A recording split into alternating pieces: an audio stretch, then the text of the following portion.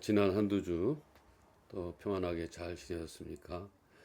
너무 더워서 하루하루 이렇게 견뎌내기가 쉽지 않은 그런 여름입니다. 저도 나이가 60 후반을 넘고 있는데 이런 여름은 아마 처음 겪는 것 같습니다. 어쨌든 건강 관리 잘 하시고 또 이 무더운 여름이지만 지혜롭게 나는 것이 필요합니다.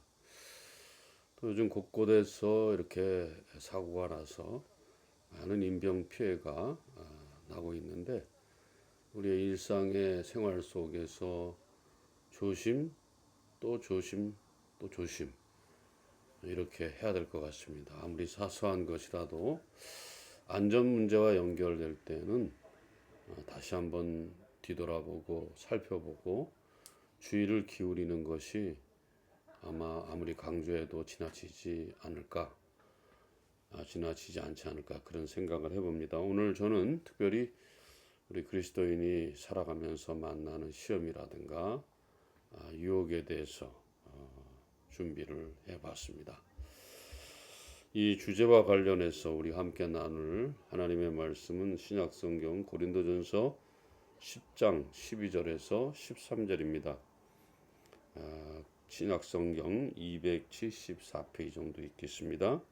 고린도전서 10장 12절과 13절 두 절인데 사실은 이 전반부 1절에서부터 11절까지를 다 봐야 되겠지만 시간상 짧게 핵심되는 구절만 골라서 그러나 전체적으로 이 부분을 다뤄볼 수 있도록 그렇게 하겠습니다.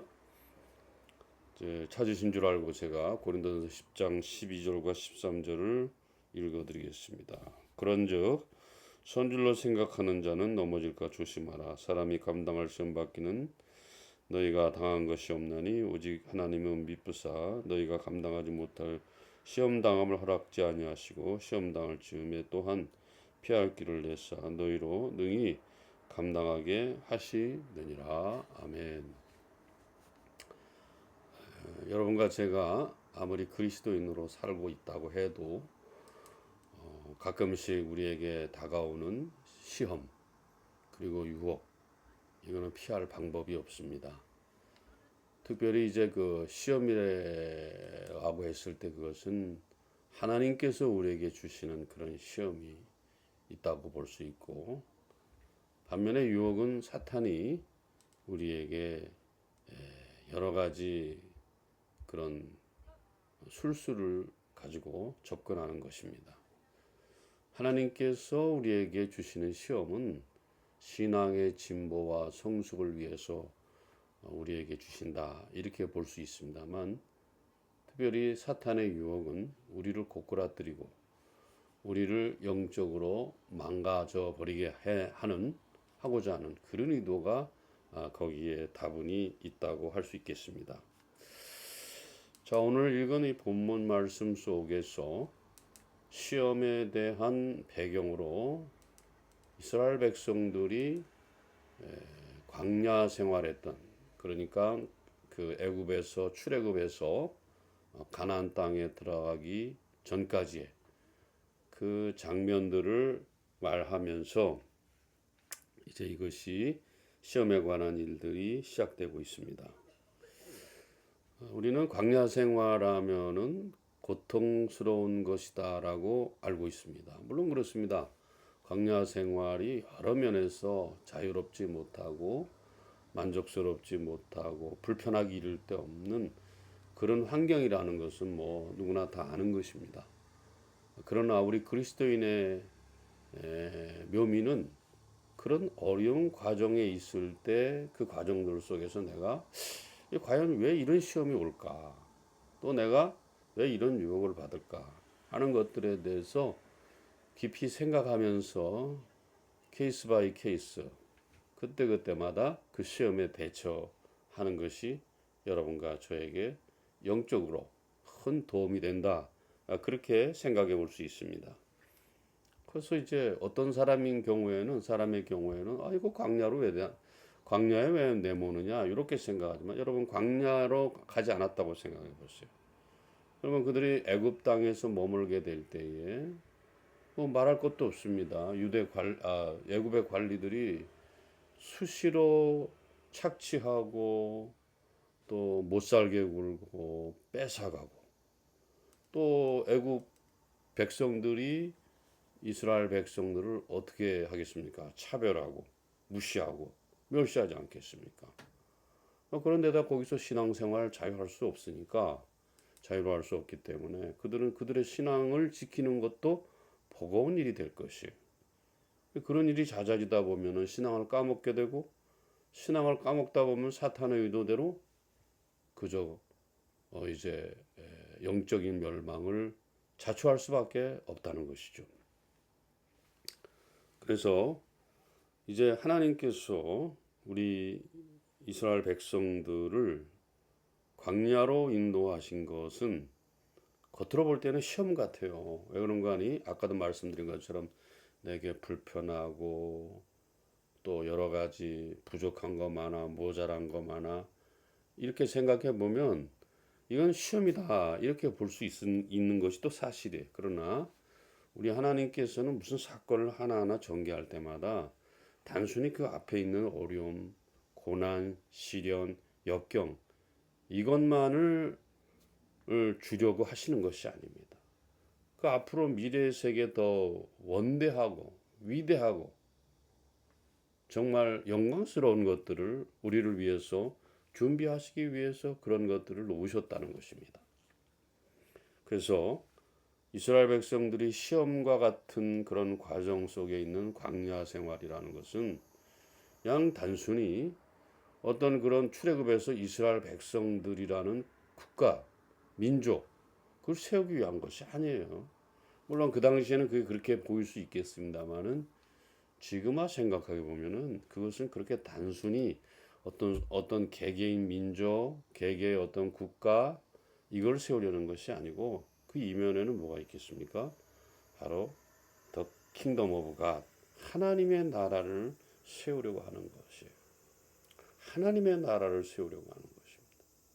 그 하나님 나라의 백성들은 제가 자주 말씀드린 것처럼 무엇을 위해 살래? 하나님의 영광을 위해서. 어떻게 살래? 말씀대로 살겠습니다. 그렇게 사는 하나님의 나라가 지금 우리 가운데 임하고 있고, 우리는 거기에 참여하게 되는 것이죠. 이 하나님의 나라를 우리가 무시해서는 안 됩니다. 그리고 우리는 하나님의 나라에 속하기를 힘써야 돼요. 그 나라에 속하지 않는 백성은 예수 믿는 백성도 아니고, 그 다음에 또 하나님을 따르는 그런 백성도 아닙니다. 우리가 정말 예수 믿기로 했다면 여러분과 저는 하나님 나라의 백성으로 나는 그 나라에 참여하겠다, 그 외의 것은 없어요.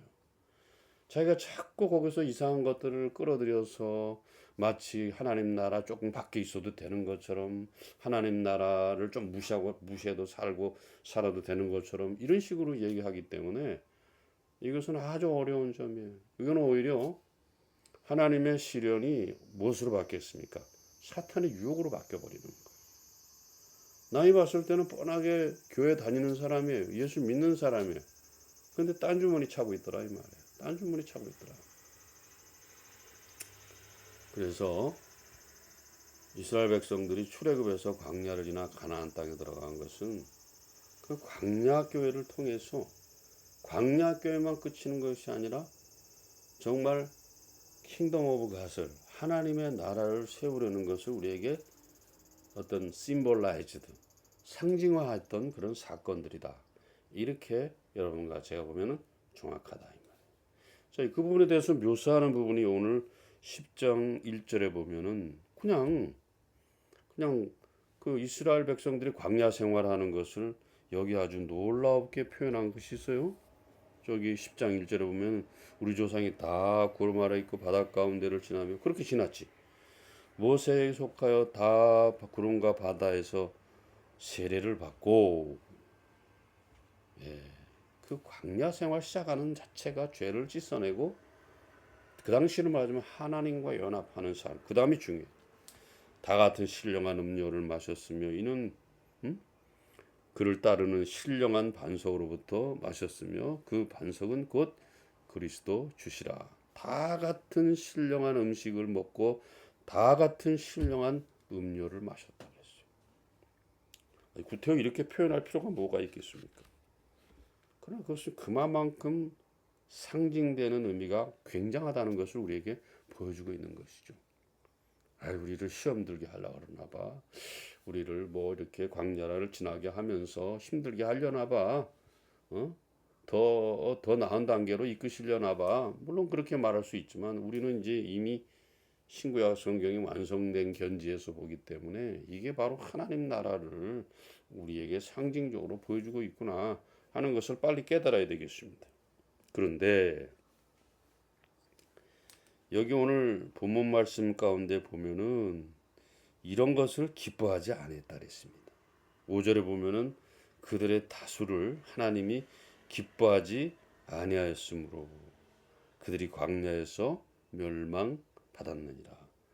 광야 생활에서 자꾸 불만만 토로하고 불평하고 그냥 때만 되면 그렇게 하는 거예요. 그러니까 하나님의 의도를 알지 못하니까 그런 안타까운 일들이 벌어지는 것이죠. 여러분과 제가 신앙생활하면서 혹 어려움이 있을 때, 혹 고난이 있을 때, 혹 역경이 있을 때 그것은 나에게 하나님의 나라를 더 온전하게 임하게 하기 위한 사인이다. 스피리추얼 어떤 심벌이다. 이렇게 여기 보면은 틀림이 없을 거예요. 물론 쉽지 않습니다. 간단하지 않습니다. 그러나 거기서 우리가 알아야 될 것이 있다는 것입니다. 그래서 우리가 한 가지 알아야 될 것은요. 아까 성도의 삶에도 유혹과 시련이 있고 또 시험도 있다고 그랬습니다. 여러분, 우리가 그리스도인으로 산다는 것은 모든 것이 평탄해지는 게 아니에요. 오히려 더 어려워질 수 있고 더 힘들어질 수 있다. 그건 왜 그러냐? 인간이 원래 흙으로 만들어졌잖아요. 흙으로 만들어졌다는 것은 인간의 육체의 소욕. 이거를 어떻게 해볼 수 없다는 거예요. 기본적으로 그것이 존재한다는 것이고 육체의 소욕을 타고난 거예요. 그래서 그런 기본으로 갖춰져 있기 때문에 하나님의 인도하심과 하나님의 훈련과 하나님의 어떤 시험을 거치지 않으면은 그냥 스스로 타락할 수밖에 없는 존재. 그렇기 때문에 우리는 그 시험이 우리에게 있다는 것에 대해서 이상하게 여기면 안 됩니다. 그렇게 좀 걸러줘야 돼요. 그래야지 여러분들이 내가 누구구나 하는 것을 아는데, 다만 여러분과 저는 제가 훈련 시간에도 함께 나눴습니다만은 그러한 육체의 소욕을 창조의 질서 안에서 그것을 누리고자 하는 그런 애씀, 힘씀이 있어야 된다는 것입니다. 그래서 바울 사도가 로마서 1장입니까? 에서 말하는 것. 사람들이 순리를 써야 되는 것을 영리로 쓴다. 그 영리로 쓰는 순간에 우리는 하나님의 시험을 받는 게 아니라 사탄의 유혹을 받게 돼 있어요. 백발백중, 백이면 백 그냥 다 그 유혹에 밀려 넘어지게 돼 있다는 것입니다. 그렇기 때문에 성도는 마음속에 본능적으로 있는 육체적인 소욕을 하나님과 함께 이걸 관리를 해야 되는 것입니다. 내 스스로는 그게 안 됩니다. 절대 안 된다는 것입니다. 그럼 어떻게 해야 되느냐? 성령의 역사하심을 통해서 그것을 우리가 극복할 수 있고 견뎌낼 수 있고 또 참을 수 있고 기다릴 수 있습니다. 성령은 뭐라 그랬습니까? 우리가 말씀에 순종할 때 우리에게 강력하게 역사하시는 것이죠. 그렇게 함으로써 우리에게 있는 육체적 소욕들을 창조의 질서 안에 누리면서 우리가 온전한 삶을 살 수가 있다는 것입니다. 그래서 욥의 경우에서도 보듯이 그것이 하나님의 시험이든 사탄의 유혹이든 다 하나님의 영역 안에 있는 거예요. 오늘 우리가 읽은 13절 말씀에도 시험 당할 즈음에 피할 길을 낸다. 또 감당할 시험에는 너에게 주신 것이 없다. 나중에 이것을 좀 구체적으로 말씀을 드리겠습니다만 이미 예수 그리스도의 구속사역으로 말미암아 이미 다 끝났어요. 우리가 그 나머지 일들에 대해서 잘 조절하고 정리하고 극복하게 되면은 여러분과 저는 온전함에 이를 수가 있다는 것이죠. 아무리 시험을 당하고 아무리 유혹이 우리에게 와도 그렇게 된다는 것입니다. 그렇기 때문에 야고보 사도는 이렇게 말했어요. 너희가 시험을 당하거든 기뻐하라 그랬어요. 그 이유가 바로 그것입니다. 시험이 시험 자체의 목적이 있는 게 아니잖아요. 시험이 우리를 온전하게 하고 성숙하게 하고 더 진보하게 하고 하나님 나라를 더 사모하게 하고, 아니 내가 하나님 나라의 일원으로 한 백성으로 사는 그런 것들을 자각하게 하니까 그것이 아주 우리에게는 굉장한 도전이 된다 이 말이죠. 야고보 사도는 이런 말도 했어요. 온전하고 구비해서 그 시험으로 인해서 부족함이 없도록 하기 위함이다. 온전하다는 말 제가 설명드렸죠. 교만하지도 않고 절망하지도 않아요. 왜? 그의 삶의 중심에 그리스도가 계시고 말씀이 있기 때문에 그렇다는 것입니다. 그래서 이미 우리가 아는 것처럼 마태복음 4장에서 우리 주님께서 그 시험을, 그 유혹을 사탄에게 받으셨어요. 자, 돌들로 떡덩이가 되게 하라. 먹고 사는 문제, 이 본능적인 문제 아니야. 이걸 해결하면은 진짜 네가 하나님의 아들인 걸 내가 인정해 주겠다. 그렇게 얘기했어요. 그때 우리 주님께서 야, 사람이 떡으로만 사는 게 아니라 주님의 말씀으로 산다. 주님의 말씀은 사랑이고 사랑은 의와 손으로 표현되기 때문에 우리가 그렇게 하게 되면 우리는 사탄의 시험을 의와 손으로 물리칠 뿐만 아니고 주님께서 우리에게 주시고자 하는 그 영원한 것들을 확보할 수 있습니다. 그리고 옳고 선한 삶을 말씀을 따라 살려가는 성도는 넘어지지 않습니다. 두 번째, 사탄이 예수님을 높은 곳에 세워놓고 뛰어내리라 그랬어요. 능력을 보여줘라. 근데 우리는 자꾸 물질, 명예, 권세 이런 세상의 능력만 보여주려고 하죠. 그렇게 해서는 시험을 이길 수 없습니다. 우리의 능력은 십자가의 능력. 예수 그리스도께서 우리의 죄를 도말하시고 우리에게 온전한 삶을 선사하기 위해서 대신 지으신 십자가의 능력, 섬김과 희생과 나눔의 일들이 우리에게 있어야 된다는 것입니다. 또 사탄은 천하만국의 영광을 보여주면서 절하라. 그러면 자기들 절하면 그걸 다 주겠다고 그랬는데 그때 예수님께서 너는 하나님만 경배하고 그만 섬겨라. 그렇게 얘기를 했어요. 여러분, 우리가 사탄의 유혹에 빠지지 않는 그런 삶은 하나님께 예배하는 삶. 주일날 예배 드리는 것도 중요하지만 한 주간의 삶의 예배를 우리가 어떻게 잘 드리냐에 따라서 그것은 유혹을 우리가 이길 수 있게 된다는 것입니다. 여러분, 이제 묵상을 정리해 보겠습니다. 하나님께서 시험하시고 심지어 사탄이 우리를 유혹한다는 하는 그것을 허락하시는 이유는 이 땅에 우리를 하나님 나라 당신의 백성으로 온전하게 세우시기 위한 것입니다. 시험이 왔을 때 오히려 우리가 두려워할 것이 아니고 더 주님을 앙망하고 말씀을 깊이 묵상하면서 내 삶의 잘못된 부분들을 하나하나 고쳐나가면서 주님 앞에 그 시련에 그 시험에 우리가 잘 대처한다면 우리는 더 한 단계 높은 신앙으로 성장할 수 있습니다. 오늘 우리가 여러 유형무형의 시험을 많이 당합니다. 어떻게 해야 될 것이냐? 우리는 그 시험의 의도를 알아야 될 것이고 시험을 어떻게 이길 것인가 하는 것들은 주 예수 그리스도께서 사탄에게 받은 시험들을 통해서 우리가 살펴봤습니다. 그것은 나를 위한 것입니다. 어떻게 되느냐?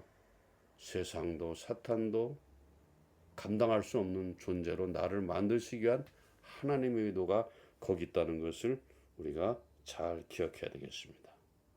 오늘도 그렇기 때문에 앞으로도 우리에게 어떤 일이 벌어질지, 어떤 유혹이 있을지, 어떤 시험이 있을지 아무도 모릅니다.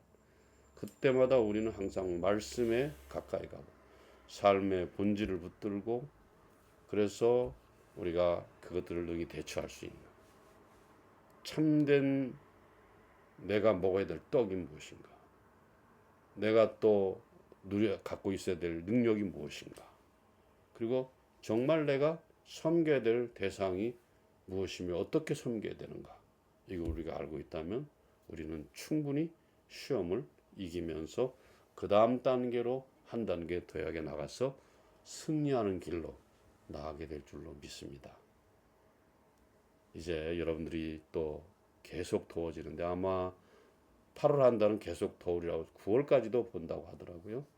여러분 어쨌거나 건강 주의하시고 건강을 잘 지키시면서 또 한 주간 또 두 주간 그렇게 건강하게 잘 지내시길 바랍니다. 어쨌든 주님이 주시는 평안이 여러분에게 늘 있는 것이 중요합니다. 그렇게 하기 위해서 우리가 주님과 원만한 관계 또 친밀한 관계를 유지하는 것이 중요하다 생각합니다. 여러분들의 삶이 한두 주간의 삶이 그런 삶이 될 수 있기를 주님의 이름으로 부탁을 드립니다. 감사합니다. 평안하십시오.